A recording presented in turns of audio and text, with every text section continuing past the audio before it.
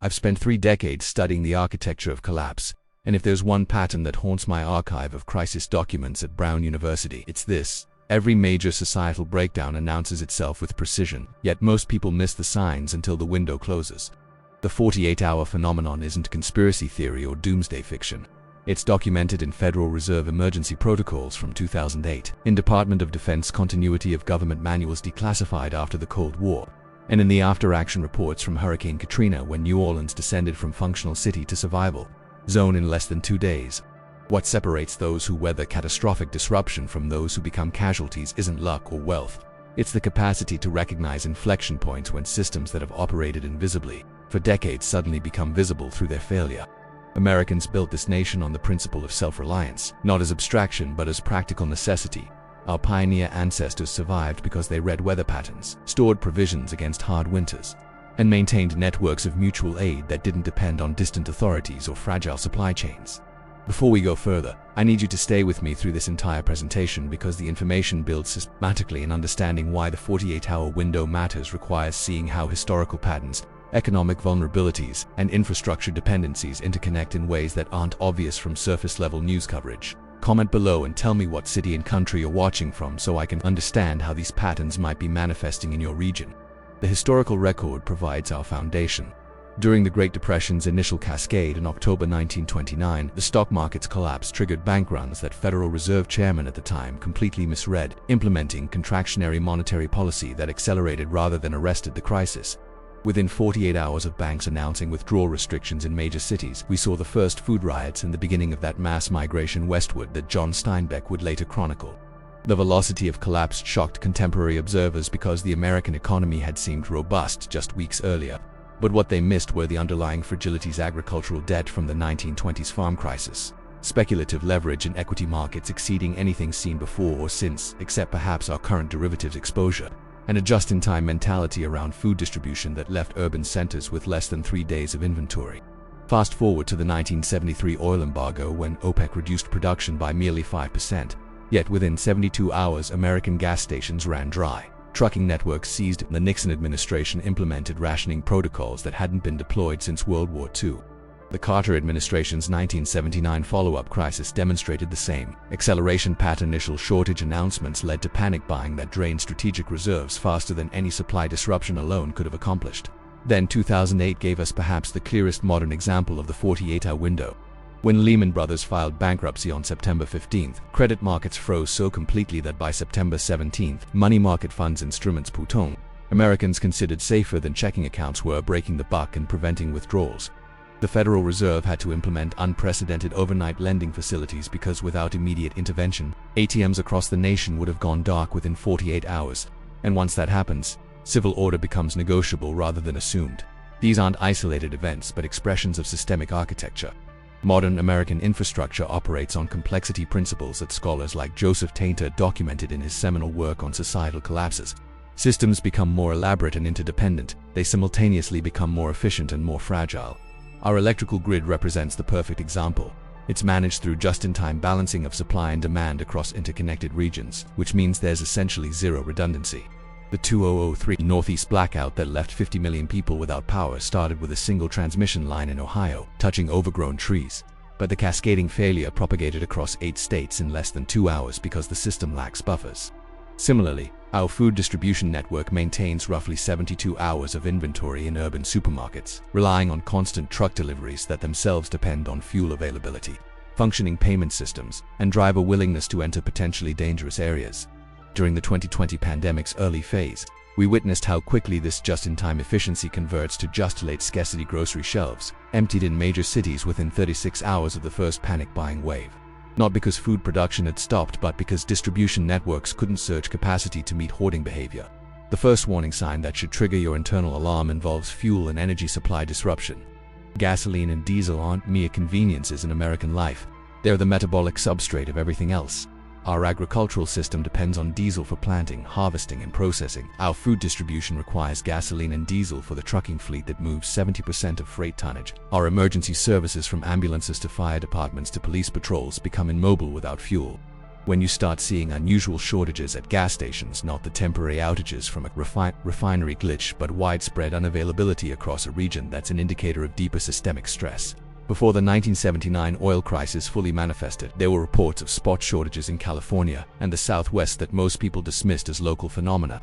But analysts at the Department of Energy knew these were symptoms of global supply disruptions that would metastasize. The critical insight is that fuel shortages don't stay localized in our interconnected system. Once truckers can't reliably fuel up, they stop making runs into uncertain areas. Once farmers can't get diesel for irrigation pumps or harvesters, regional food production stops regardless of crop health. Once ordinary citizens perceive fuel scarcity, they engage in hoarding behavior that converts modest shortage into absolute unavailability within hours. I've examined civil defense documents from the 1950s and 60s that explicitly modeled this cascade, concluding that major American cities would face civil disorder within 48 to 72 hours of complete fuel unavailability. Because the population's faith and normalcy depends on the invisible functioning of logistics networks, the second sign requires more discernment but carries equal significance: military mobilization or unusual domestic deployments of federal forces. I'm not suggesting black helicopters or martial law conspiracies, but rather observing that governments deploy military assets internally only when civilian authorities anticipate their standard enforcement. Capacity will prove inadequate. During the 1992 Los Angeles riots, following the Rodney King verdict, the California National Guard was activated within hours, but by the time units actually deployed in force 48 hours after the initial unrest, significant portions of South Central and Koreatown had already burned. The lesson military planners drew wasn't that troops arrived too slowly, but that the decision to mobilize itself indicated a situation spiraling beyond conventional control. When you see armored vehicles, troop carriers, or large-scale National Guard movements within the continental United States, outside of scheduled exercises or natural disaster response, that's a signal that authorities possess intelligence about imminent threats to civil order. The distinction matters because governments rarely announce crises before implementing containment measures. They mobilize first, explain later, to avoid accelerating the very panic they're preparing to manage.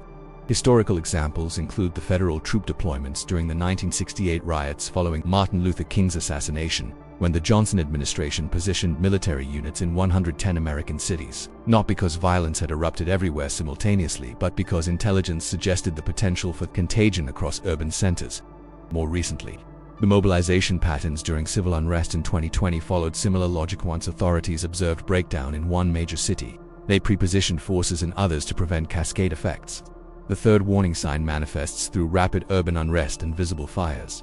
American cities, despite their apparent solidity, are extraordinarily vulnerable to disruption because of population density, infrastructure interdependence, and the thin veneer of social trust that maintains order. When you witness major fires, widespread looting, or violent confrontation between groups in urban centers, the historical pattern suggests 24 to 48 hours before such chaos either gets contained or metastasizes to surrounding areas. The Great Chicago Fire of 1871, while accidental in origin, demonstrated how quickly urban density converts localized disaster into citywide catastrophe. The fire department's initial response failed because water mains couldn't maintain pressure for widespread firefighting, the same infrastructure vulnerability that plagued San Francisco after the 1906 earthquake. During the 1977 New York City blackout, looting began within 2 hours of power failure and continued for 25 hours, resulting in over 1,000 fires and 1,700 stores damaged. But the crucial observation is that once the blackout ended and power restored, order returned almost immediately because the underlying systems resumed function. The nightmare scenario involves urban unrest that persists even after precipitating causes are addressed, suggesting that opportunistic disorder has transitioned to genuine societal breakdown. This happened in limited fashion during the 2005 Katrina aftermath, when even after federal troops arrived and supply deliveries began, parts of New Orleans remained ungovernable for weeks because the social fabric had deteriorated past a tipping point where restoration of services alone couldn't reconstitute order. Financial system disruptions represent the fourth critical indicator, and here my background in economic history becomes directly relevant. Modern banking operates on fractional reserve principles and confidence-based liquidity assumptions that work beautifully in normal conditions but catastrophically fail during stress. The bank runs of the 1930s, the savings and loan crisis of the 1980s, and the 2008 financial panic all demonstrated the same pattern. Once depositors question their ability to access funds, rational individual behavior creates collective disaster. If you start seeing reports of ATM limits, restricted withdrawals, delays in electronic transfers, or banks limiting cash availability, That's not cautious management, but evidence that the institution faces liquidity crisis and is trying to slow the outflow while seeking emergency support. The 48-hour window becomes critical here because modern digital banking creates acceleration that Depression-era runs couldn't match in 2008. Washington Mutual experienced a $16.7 billion deposit withdrawal in just 10 days, but electronic banking meant most of that flight occurred in the first 72 hours. The Federal Reserve and FDIC learned from that experience to implement weekend takeover procedures for failing banks, announcing the resolution on Monday morning to prevent panic. But this playbook only works if the crisis involves individual institutions rather than systemic collapse. During genuine financial system breakdowns, government interventions themselves become suspect. And that's when you see the desperate measures: bank holidays, withdrawal limits, capital controls. Argentina implemented these in 2001 with the Corralito that froze deposits and destroyed middle-class savings. Cyprus did it in 2013, confiscating deposits above certain thresholds to recapitalize failed banks. The United States hasn't faced this scenario since the 1933 bank holiday Roosevelt declared, but the legal and technical infrastructure exists in current banking regulations, sitting dormant but available for activation during the next crisis that exceeds Federal Reserve and Treasury firefighting capacity. Communication blackouts form the fifth unmistakable sign, and understanding their implications requires appreciating how profoundly modern American society depends on instantaneous information flow for basic functioning. When cellular networks experience widespread outages, internet platforms go dark, or even major broadcasters interrupt service for extended periods, that isn't mere technical glitch, it's often the deliberate imposition of emergency protocols or the consequence of cyber operations targeting critical infrastructure. The 2021 Colonial Pipeline ransomware attack demonstrated this vulnerability when a single cyber intrusion halted fuel distribution across the East Coast for days, but more telling was the concurrent spike in telecommunications disruptions that federal investigators later linked to opportunistic secondary attacks during the confusion. During Hurricane Maria's 2017 devastation of Puerto Rico, cell service vanished for 99% of the island within hours of landfall, and restoration took months, leading to breakdowns in everything from emergency coordination to basic commerce because residents couldn't access banking apps, coordinate family safety, or even receive FEMA alerts. In a mainland scenario, the implications multiply exponentially. Our financial markets trade algorithmically on microsecond latencies, so even brief comms interruptions trigger trading halts like those programmed into the New York Stock Exchange after the 2010 flash crash. National Security Agency assessments declassified post-Snowden reveal that major powers have mapped American grid control systems for precisely these blackout scenarios, where severing communications accelerates physical breakdowns by creating information vacuums that breed rumor cascades and panic. I've pored over continuity of government plans like the discontinued but revealing COG 88 exercise, which simulated exactly this. 48 hours after primary comes failure. Civil authority fragments because local commanders operate on incomplete directives, and populations default to self-preservation absent authoritative guidance. The future projection aligns with Defense Intelligence Agency reports on near-peer adversaries' cyber doctrines, where blackouts precede kinetic operations to maximize disorientation before physical strikes on power substations, which number over 55,000 across the US, but with only 3 needed to cascade failures affecting 90 million people according to a 2013 FERC study. Mass movements of people constitute the sixth and perhaps most visceral warning sign, the moment when collective animal instinct overrides individual rationality. When you observe long lines at fuel stations stretching blocks, highways transformed into parking lots with families evacuating cities, or refugee-like clusters forming at grocery warehouses, the public has intuitively grasped systemic failure before official declarations confirm it. The 1979 oil crisis saw this exact pattern in California, where I-5 became impassable within 36 hours of rationing announcements as motorists fled inland, anticipating shortages, creating self-fulfilling gridlock that paralyzed emergency access.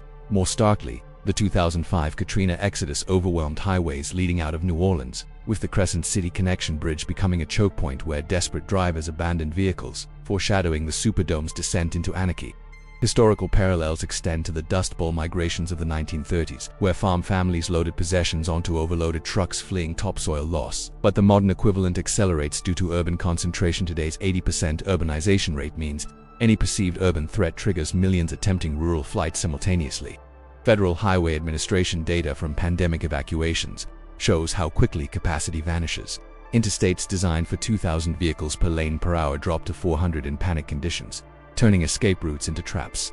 In projected collapse scenarios modeled by the Department of Homeland Security's National Infrastructure Simulation and Analysis Center, this mass exodus becomes the tipping point as abandoned vehicles block responders, fuel consumption skyrockets, and secondary fires from overheated engines ignite along escape corridors.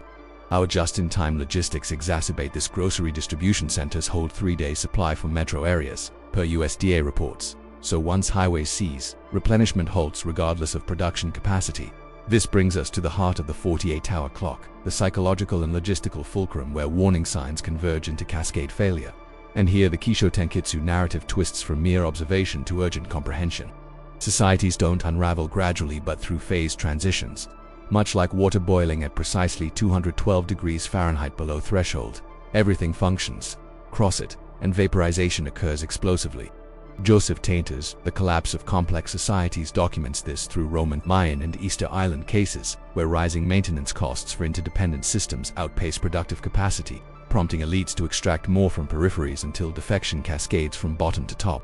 In contemporary America, just-in-time inventory pioneered by Toyota but adopted nationwide leaves supermarkets with 72 hours of perishables and regional warehouses optimized for efficiency over resilience, as exposed during the 2021 Texas freeze when meatpacking plants shuttered and shelves stayed bare despite ample national supply. The psychological dimension amplifies this. Daniel Kahneman's prospect theory explains why humans hoard asymmetrically during uncertainty, converting modest shortages into absolute scarcity within hours. The behavior Federal Reserve stress tests now model explicitly after 2008's money market runs. Logistically, our 330 million population clusters in 50 major metro areas dependent on 4 million daily truck miles, per American Trucking Association's data, disrupt fewer drivers, and the multiplier effect hits hospitals low on meds within 48 hours, per Johns Hopkins supply chain vulnerability assessments. Faith communities historically buffered these shocks. Amish networks self-sustain through barn raisings and seed banks, while Mormon welfare programs stockpile a year's provisions per family, rooted in 19th century pioneer mandates that echo today's prepper ethos without the fringe label. America's survival mindset emerges as the pivot point, that cultural bedrock forged in wilderness trial, homesteading grit, and veteran discipline that transforms potential victims into stewards of continuity. From the Minutemen at Lexington who armed with personal muskets against imperial force, to Civil War families tending victory gardens amid blockade shortages, to Depression-era scrap drives that sustained industry, self-reliance isn't ideology but inherited methodology. Rural America preserves this through 4-H clubs teaching canning since 1902, county extension services distributing heirloom seeds, and volunteer fire departments numbering 800,000 nationwide that respond when cities falter. Veterans bring combat-proven skills, marksmanship from Marine Corps spouse, field medicine from medic training, small unit tactics from Ranger School that translate directly to neighborhood defense per Army FM 3 to 19.40 on urban operations. Faith traditions reinforce stewardship. Biblical mandates for 7-year stores in Genesis 41 prefigure modern food storage, while Proverbs 22:3 counsels foresight as prudence, not fear. Financially astute families diversify beyond fiat, holding physical silver coined post-1965 at 90% purity when possible, or farmland yielding 200 bushels corn per acre as hedges superior to any ETF per USDA historical yields. Leechcraft and traditional cures revive here, drawing from Shaker herbal compendiums listing 500 plants for poultices against infection when antibiotics vanish, willow bark salicin precursors to aspirinese fever in grid-down scenarios, while pine needle vitamin C infusions prevent scurvy as frontiersmen learned from indigenous knowledge during Lewis and Clark's 1804 to 1806 ordeal. These aren't relics but tested protocols from Civil War field surgery manuals where 90% mortality dropped through basic sanitation and herbal compresses, applicable when urban hospitals overload beyond ventilator capacity. If you're finding this critical analysis valuable, hit that like button right now, subscribe for more unfiltered historical breakdowns, turn on the notification bell so you never miss an update, and drop a comment below telling me the city and country you're watching from. We're building a global network of aware citizens. Action steps crystallize in this 48-hour window demand decisive execution over deliberation, sequenced by priority and feasibility to maximize family security. First, secure water supremacy. FEMA guidelines specify 1 gallon per person per day for 2 weeks minimum, achievable by filling bathtubs immediately upon fuel shortage signs since municipal treatment plants fail without power pumping diesel. Add unscented bleach at 8 drops per gallon for 72-hour purification, a protocol from EPA emergency manuals tested in Flint's crisis. Fuel acquisition follows. Siphon station tanks if lines form but pumps operate. Storing in 5-gallon jerry cans rotated every 6 months per Coast Guard specs to prevent degradation. Prioritize diesel for generators as it gels at lower temperatures than gasoline. Essential food demands non-perishables like rice yielding 1.5 cups cooked per ounce dry beans for protein pairing. And honey as indefinite shelf antibiotic quantities calculated at 2,000 calories daily per adult per 2001 USDA Thrifty Food Plan adapted for storage. Contact loved ones via pre-established rally points and ham radio frequencies. Biofang UV5 Our transceivers operate on MRS license-free channels, bridging blackouts where cell towers fail as in Puerto Rico 2017. Home fortification employs layered defense, reinforced doors with 2x4 crossbars per SWAT entry resistance studies, create safe rooms with stored water and MREs, and establish neighborhood watches leveraging apps like Nextdoor for intel sharing until comes drop. Financial maneuvers prioritize cash withdrawal up to $2,000 daily limits before freezes hit, converting half to silver eagles at spot plus 5% premium for barter velocity superior to paper dollars post-1933 precedents. Seed banks from heirloom varieties like Burpees 1910 catalogs ensure garden sovereignty, yielding potatoes at 100 pounds per 10-foot row. Medical preparedness integrates Leechcraft Wisdom Euro for clotting wounds mimicking Hirudin, anticoagulants and controlled bloodletting for septicemia, garlic crushes as penicillin analogues from World War II trench remedies, and comfrey root poultices accelerating bone knit by 30% per ethnobotanical trials. Neighborhood cooperation formalizes through block captain rotations. Skill shares like welding from auto shops or marksmanship from rangers, mirroring Israeli civil defense kits distributed pre-conflict. Power contingencies deploy solar generators like Jackery 2000's charging devices and 2.5-hour sunlight, paired with LED lanterns extending visibility 48 hours beyond grid collapse. Avoid highways turning into kill zones by sheltering in place unless evacuation routes pre-scouted quarterly, per Rand Corporation mobility studies. These steps harmonize individual action with communal resilience, transforming chaos signals into fortified readiness. Hope anchors this preparedness not as fatalism but empowerment, the American conviction that vigilance begets victory over entropy. History affirms rebirth from ruins post-oppression. New Deal homestead projects resettled 200,000 families on arable land. 1970s energy crises birthed solar incentives powering today's off-grid communities. 2008 reforms strengthened banking firewalls despite scars. Faith sustains through trials, as World War II chaplains documented prayer networks correlating with 20% lower PTSD rates in Pacific theater units. Your stewardship today precludes tomorrow's desperation, embodying pioneer ethos where one family's granary fed 3 townships through blizzard siege. Collapse averted or weathered leaves legacy stronger prepared households seed recovery. Their gardens greening fallow fields, their skills rebuilding markets bartering eggs for bullets. This 48-hour awareness grants peace surpassing headlines hysteria, rooted in patterns decoded across centuries, positioning you as continuity's guardian amid flux. Stand firm. The signs equip rather than alarm.